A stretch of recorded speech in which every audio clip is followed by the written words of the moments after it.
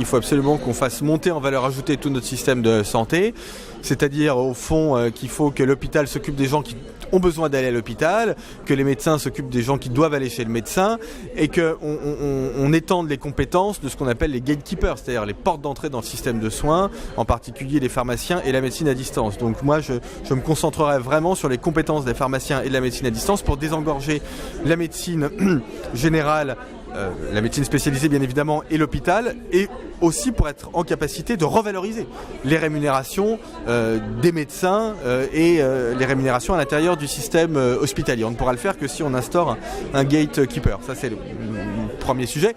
Deuxième sujet sur le financement, bien évidemment. Je pense qu'il faut dissocier ce qui relève de l'assurance et de la solidarité. L'assurance maladie ne peut pas tout prendre en charge.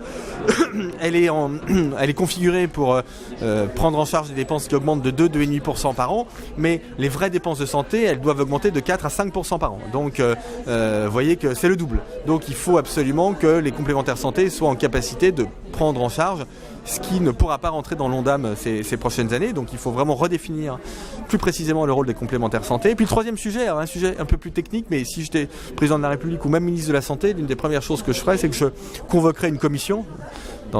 Ça c'est la France éternelle, mais je convoquerai une commission pour qu'on modifie notre comptabilité publique dans le sens d'une meilleure prise en compte de l'investissement dans le domaine de la santé. C'est-à-dire qu'aujourd'hui, n'importe quelle dépense dans le domaine de la santé, elle est comptabilisée comme un coût et pas comme un investissement.